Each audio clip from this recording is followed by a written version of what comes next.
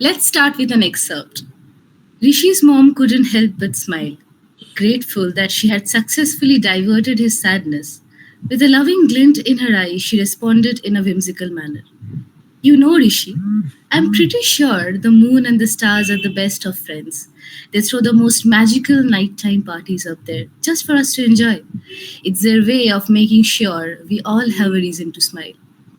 Rishi looked at his mom with hope in his eyes and asked, Mom, do you really think I'll find a good friend like these stars? This is an excerpt from Mr. Introvert, whose author we have today on board with us, Mr. Gowtham Kumar. I welcome you on the show from Zenjaura publication. Before we start, can we perhaps have a little intro about the book and a synopsis? Yeah, sure. Mr. Introvert is just not a normal novel or a normal story. It's a journey of a character called Rishi. This journey defines from his worst phase of life to achieving something best in his life. It covers a lot of things. The introvertness, the point of being like socially pressured awkwardness, as well as it includes a beautiful love story as well, which will be unrevealed in the further chapters as well. We as we go furthermore, this book is for someone who felt like they always had something to say but couldn't able to talk outside or something. So this is something for the people who felt they were unheard in the society like that. Yeah, that's where I think this book fits in. You see, friends, we have with us the unspoken poet, a writer who transforms silence into words and emotions into timeless stories. Today, on this journey with Zenjaura, we'll explore this book called Mr. Introvert and his perspective on how introverts find their way in our society. Not only that, we'll also go through the binary of how society creates this division between introverts and extroverts, and how perhaps we shouldn't be limited within all of that. So, Gotham, tell me a little about your journey as a writer. Yeah, my journey has been started from my schooling as well. When I was in my eighth grade, that's where when I started loving into the literature itself. I used to have a regional faculties who used to teach me Telugu and Hindi languages as a subjects. They used to tell me one line which still stuck in my mind as well. They used to tell like, don't consider these languages as something you have to gain some marks or like some subject, some sort of a subjects you have to study. Study them as something which you will let you express your own feelings in terms of words and everything. That's where my interest got started in literature. And as my initial attempt, the first attempt I had done with my literature is like I had written one comedy script when I was in my eighth grade, and it was a very huge hit. So that's where I thought of getting into literature as well. So moving on, then I have been to poetry as well, where I could felt like being an introvert, it was tough for me to convey my emotions through words, right? That's where I felt like writings could help me in. From that point of time, I started writing my all of the emotions into together as a beautiful poems and a beautiful writings. That's how it got started. You know, they do say that comedy is the most difficult genre, and you started with it as a child, So, Yeah, kudos to the creativity there. So, you talked a little about your school, right? yeah. So, the first chapter of the book explores how the child, so we are dealing with this character called Rishi, fits into his environment. Can you maybe talk a little about how, we talked about how you were growing up in Andhra and how your specifically Indian or South Asian background sort of affected your childhood, right? So, can you maybe talk a little about how that affected you and how was school for you? A little more of that, because that is what the first chapters deal with. Yeah, schooling used to be a sort of difficult for me because I used to be one such student who used to be never very good at the schooling and excelling at the subjects as well. So there was always been a bit of disappointment in the teachers as well. I couldn't able to find any sort of encouragement from them.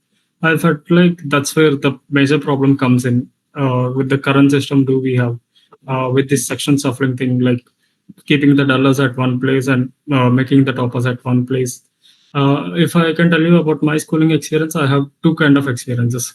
The one experience which I shared with my initial schooling, where teachers were never encouraging. They always used to cope up with the students who could able to perform very well in the exams and all. But when it comes to the dull students or something, they always used to ignore. But when I went to my second school, the case was different. Here I found like few teachers who could able to encourage students by telling them you can also do, you can also keep an effort or something.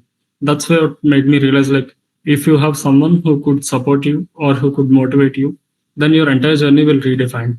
That's what I have explored in the chapter 1 and chapter 2 of this book as well. If you see, the main problem comes here is like cultural things. Thing is like people or parents will always keep them kids too busy in their schooling or academics and anything. They never let them encourage the other side of activities and all. Typically, that's the problem I had seen in my schooling as well, which made me quite a bit introvert, trying hard to fit into the other activities or something like that. Yeah, that's my experience. That's so important because we are exploring how kids don't just close up, but their environment makes them, sort of Yeah. close up from the world. And you were talking about schooling and how the system sort of suffocates you. And when I was reading your book, I couldn't help but notice this one factor which I myself related to a lot, which is when you talked about this section change thing that we used to have in school, and Yes. how we would get separated from our friends, so you get settled in a certain setting, and then it gets all messed up, and then you have to do it all over again. So Okay. Yeah. yeah, that used to take a lot of toll on me, on my and my friends as well, when we were kids. So talking about the system, you have been in that system, and you have been working at a startup, and while working you wrote this book in just a year. Okay, so I can tell that there can be resistance to the system being within the system, right? Can you tell us a little bit about how you did that, because it's so inspiring to me that this can be done. Sometimes I don't comprehend it myself, that how can people you know do their day-to-day jobs and then also manage to write a entire novel. It's very odd to me. So Yeah, coming to that, it's like I'm kind of a time freak. I would always like to keep a perfect time management for the things. So what I used to do is like typically I used to completely focus on my work during my day activities. But when it comes to night, I used to do a little bit of night out kind of a thing, where I am kind of a night owl guy, where I can wake up for a very long time at the night time, and still I can wake up at the early morning with a very active session and everything. So that's how my days used to be. I used to be a daytime programmer and a nighttime writer. That's how I used to balance between both. It used to be like a interesting journey and amazing journey for me, because while writing the book, sometimes it will be exhausting because the typical work day, right, how the startups will be there, the work will be exhausting and everything. There are a couple of moments I thought like I couldn't able to pull off this something or not, but somehow that emotion, this introvert is not just a novel, right? It's a emotion for me, the emotion which I couldn't able to share with the world. I thought like this emotion should be shared with the world, because there are a lot of people who felt like they were unheard, or like they thought like they couldn't be able to fit in into something. I felt like this book should be a emotional voice for emotional support for all of them. So that's what always like made me like little bit push more towards completion of the book as well. So that's how the journey was there for the 1 year. I love how you have this particular target in mind, which is to do very much with your readers, and Yeah. how you, as a budding author, already has that capacity that you want to keep your readers and their well-being in mind. You want to get a message out there. I absolutely adored that about this entire book. Something else that I really want to address is, I have read the book, but then we are trying to encourage our audience to pick up the book from off the shelves, right? Yes. So exactly. So what does this book do? We live in this society where there's this binary of being an introvert and an extrovert. So if you don't talk, people just bracket you as an introvert and you stay an introvert. Or if you go talk to people, if you have people skills, people say, oh, this person is an extrovert. Nada nada, right? So what does your book do to deal with that binary? Do you deal with that binary? Do you maybe reject that binary? What do you do about it? Generally, I don't encourage that binary, because see, every person will have their own individuality, right? And you cannot force everyone to be an introvert. I mean, you cannot force everyone to be talk with everyone or to be isolated to everyone. It depends on one individual own mindset and everything. I feel like the problem with the society is like they want to force people like how they want to behave. instead of accepting like how they are. That's important, right? You can't force people to do the things which they don't want to do, because I think you have to, and I mean, respect their comfort zone as well. Maybe some people might love to chit chat. Maybe some people love to live in the silence itself.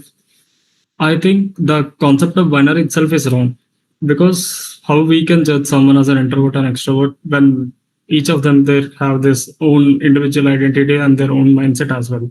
I think that problem is there in the society. The thing which I had dealt in the book is like, it's not about like being the introvert or extrovert. It's all about the people who you will be meeting. If you met the right person, then you will be an extrovert as well. If you didn't meet the right person, you might be the introvert as well. It's not about the introvert extrovert. It's all about the time and the people whom you will be meeting, and the efforts will be kept by the people as well. So that's one thing which I feel about this binary thing.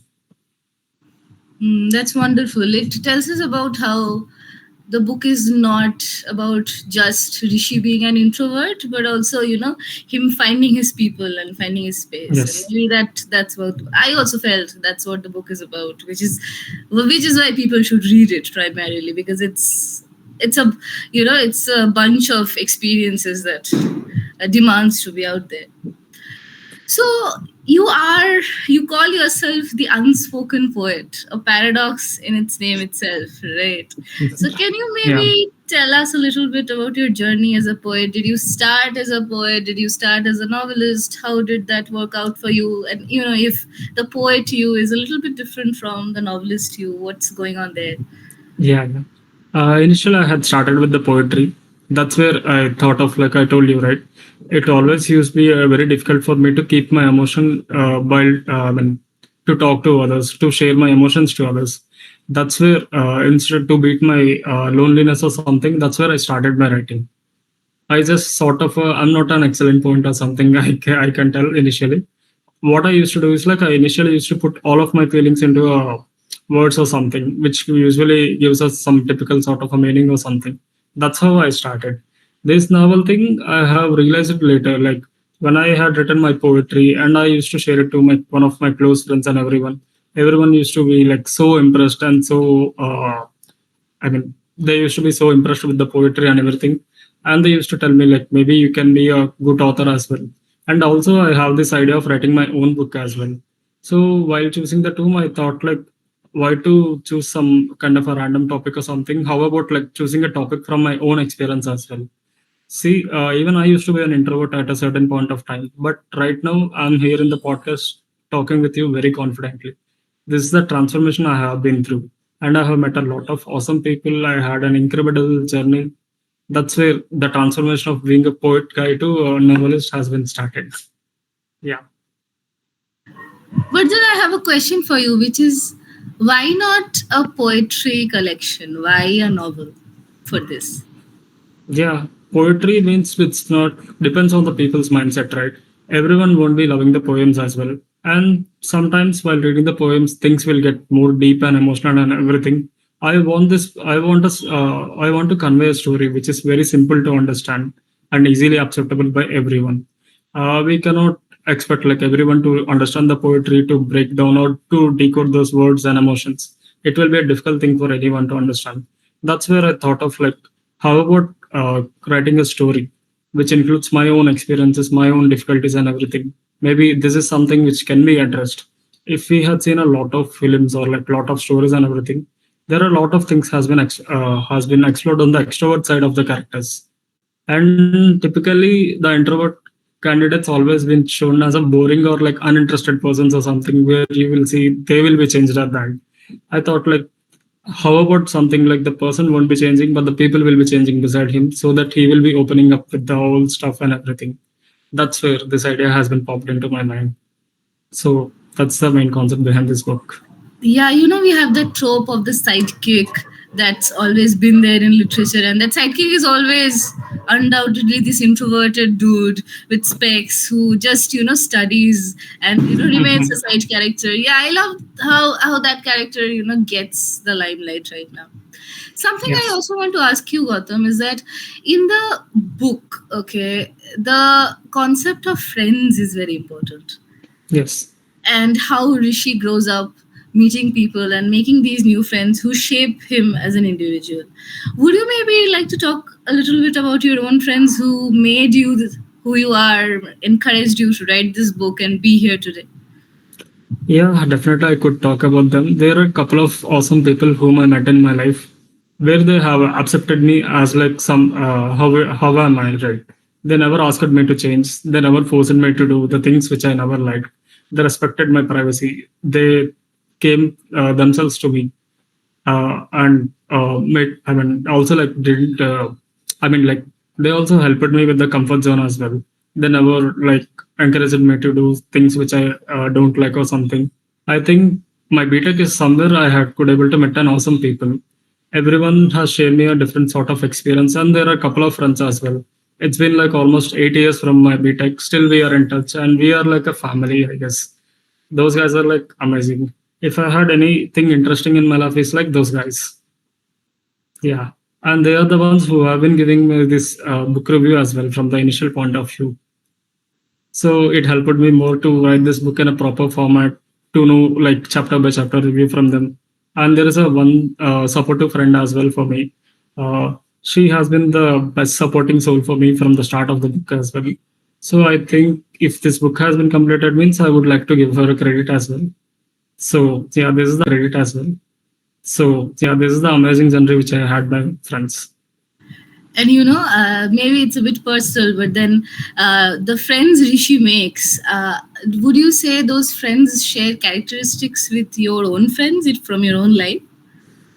Yeah, it's similar to the lot of things I have inspired from my own life as well.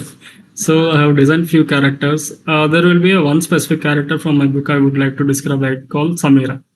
That's a real character which is based out of my life. I don't like to reveal the identity for her privacy space.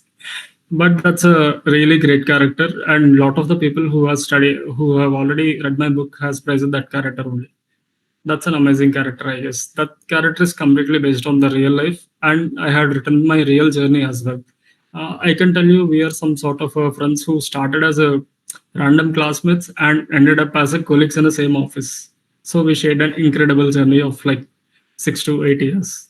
Yeah, this is something I have taken from my real life as well. That is absolutely amazing. I can only say how she would be absolutely proud of you that you not only made it till here, you made her this major character, which I hope people read and people find a lot of enjoyment in. Yeah. Okay, so another thing from the book, and I am so grateful that you shared your draft with me before we got onto this podcast, because I have so many questions about it. It's so interesting, the language, the tropes, especially this one place where you talk about very passionately so the night sky. And you know Yeah. how night sky has been a trope for many many years in literature, for romantic poetry, for poetry of grief, and it's nothing new, but the way you tackle it from the point of view of a child, that is very very interesting. So can you please emphasize a little bit? Yeah, the representation of night sky in my book is more about the peace and being a constant thing in Rishi's life. If you had seen in Rishi's life, he always searched for one constant thing where he can like support with him or be with him for every time. And the only thing which he always found was this night sky. And this night sky is not just a some kind of entity; it's a kind of a metaphor I used in my story. If you can consider, we can consider Rishi as a moon, because like moon will be surrounded with stars, right? And it feels like maybe I'm not belonging to this kind of this group or something. Rishi is also like similar thing, right? Beside him a lot of people are there, but he always used to think like maybe I cannot talk with these people, maybe these are not my people or something. And he always wished there will be a, it would be better if he gets a star or something, the promise which his mother gives him in the chapter one, if you remember that portion, the one which you have read the initially. So I felt like maybe what if a star comes to Rishi's life? That's where another main character pops out in the book as well. I think it's better if audience can know after reading it. It will be a better experience, right? So this is the metaphorically I have used this night sky in the story. It is a brilliant metaphor, and I hope our audience tunes in, and they pick up the book and they find out themselves what we are talking about. Because I don't know, the progression of the friendship, I have read like 2 to 3 chapters, and I am very interested to read the rest of it because I really want to see where it goes. Right. Yeah. So yeah, definitely. You were telling me how a lot of your own experiences have inspired this book, Yes. right? And again, literature is nothing new. Originality does not exist, right? In this world where we require art to survive, imagination can get us anywhere. Yes. And if you think about it, Charles Dickens wrote about his favorite child, which was David Copperfield. And as I was reading through your chapters, I felt like maybe Rishi is somewhere your favorite child as well. And I can see how Rishi is you in so many ways because I have been, in contact with you for a few days, and we have been talking and we have been figuring out how to structure the podcast. And it has been a wonderful journey. But you know how sometimes Dickens would fulfill some of his wishes through his book, wishes that he could not fulfill in real life. So, are there actions in the book that Rishi is taking that you have not in your real life? Or is he doing things that you have wanted to do always, but you're doing it through your own fiction? I think it's nothing like that. I think I have done all the things which I always wanted to do, even if it includes writing my book as well. When writing the book, it's like it's a 13-year dream journey for me, because in 2012 is something which I had an idea of writing my own book. In 2025, I'm going to launch that book. I think I have that kind of a satisfaction in my life, which I could able to do everything which I ever wanted to do. I think coming to Rishi and me, we are like mirror reflection of each other. The only thing maybe extra layer in the book is like the emotional conflicts I'm adding in the story to make audience like it more, like make it feel more interesting, to add more challenges or something which I am doing. Maybe Rishi is doing more than what I had done, I guess, since he's dealing with a lot of things to carry. While you were writing this character Rishi, which is, like you said, a mirror of you, have you realized more things about yourself while writing the character than you would have just from your experiences? Well, I felt like I had done better, I guess, because I felt like when people will be hearing my story, used to tell like, "Bro, you have done a great journey" or something. I never felt that. But while writing my own story, like while taking a lot of important points from my own real life, I felt like, yes, I have done a great job, I guess, maybe. I think that's the part where I loved myself as well, my own journey. I think all of us, we have to celebrate our own journey, which we'll forget to do, right? Because we always be busy. Like maybe these people are achieving that one, others are achieving this one. I'm not doing anything. I think it's not about like achieving great things or achieving normal things or something. You should celebrate. You should celebrate your own success. Maybe it's a small or big, but you made it. That's the importance, right? I felt that satisfaction while writing my a book based on my character itself. So that's one thing I got done. Are you planning to take this character further or write more novels? What's up with that? Yeah, there is a part two for the book as well. So far, the part one ends with a very great emotional cliffhanger, which I want audience to find themselves itself. Okay. So I just wanted to make the audience be hooked for the book as well, like how Rishi will be doing with the emotional cliffhanger thing. Maybe he has won the world. Whether he will be winning emotionally as well is something they have to know by reading the part two of this book. Yeah, Uh, there is a part two for this book. and maybe you can consider publishing part two with Zenjaura. Just saying, no Yeah, pressure sure. there, but maybe. Yeah. So Yeah. let's focus a little bit for a bit on the poet you, because I'm really interested. You were telling Yeah. me on call how you started with Telugu poetry. And Yes. I have spent my last 2 years in Hyderabad, and Telugu is a fascinating language with such rich literary background that it baffles me. I can't speak the language, I can read the language, but whenever my friends have read their poetry to me, I have felt like it's so emotionally heavy, you know. Yeah. And again, nobody can express better than they can in their mother tongue. Can you tell us a little bit about your Telugu poetry? Maybe read a little bit of your Telugu poetry if it's not too imposing. Yeah, not an issue. Like, I want to read few lines from one of my best poem. which made me want into writing competition. Also made me get into this podcast as well, because Oh, that's how okay. I got able to know about Zenjaura. Right. Yeah, Okay. so I think that's a perfect one to read. Just give me a second.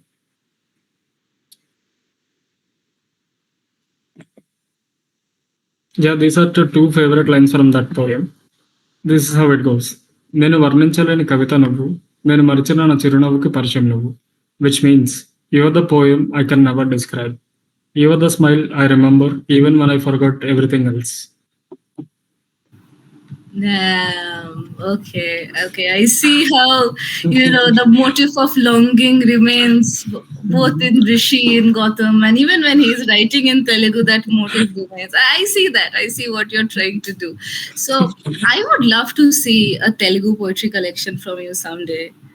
Yeah, maybe Janjira will start the publication. Maybe I can show you.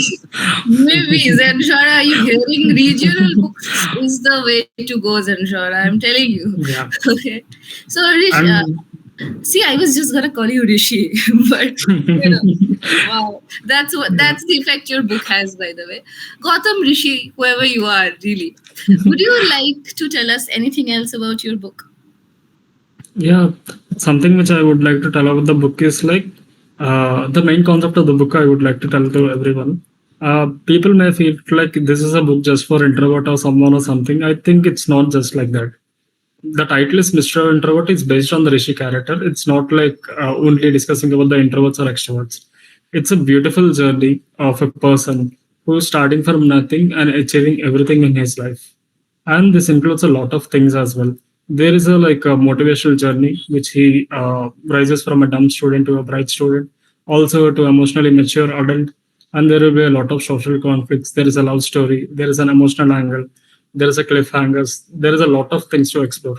I feel like if you are someone who could able to who always wanted to explore the real feelings or the relatability story or some sort of a genuine, honest, and kind of a detailed storytelling, then this book is for you. Because Mr. Introvert, it's very relatable to every one of us. This is not something of fictional or something, right?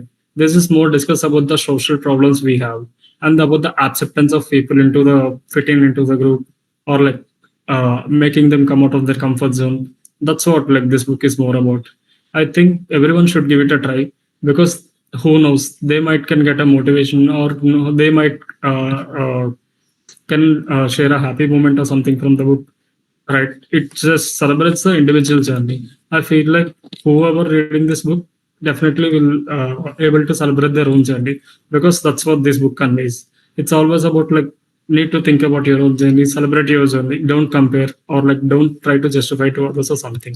Yeah, that's what I would like to tell about the book. In today's hustle culture, I would really want kids or people from groups of age brackets, say 13, 14, 15, maybe even Yes. 16, read this book much more also, because when they pick it up and they see these similar conflicts, because if I had a book like this in my hand when I was, say, 13, when I was in my 8th or ninth grade, when I was like being separated from my friends, couldn't fit in, thought, oh, where is this going, where would I go, I think that kind of a conflict in an adolescent mind is something this book can deal with very, very Yes. well, right? Mm. And I think that is an audience that should definitely pick this book up. Yeah. I don't know, I'm still like thinking about the book so much that I want to go back and read it more, because I have the privilege to have the copy, Yeah. guys. You guys don't, you guys have to buy it, pick it up, but I have the privilege to read the book. So just say it's a Yeah. pleasure to have had you, Gautam, here, and to Yeah. have been, in contact with you for the past 2 days. It's been wonderful hearing your journey. It's been extremely inspiring. Perhaps, I might write something someday because I'm so inspired by you. Mhm. Us from Zenjaura heartily welcome you. And Yeah, again, thank thank you. you for being here. It's Yeah. our pleasure.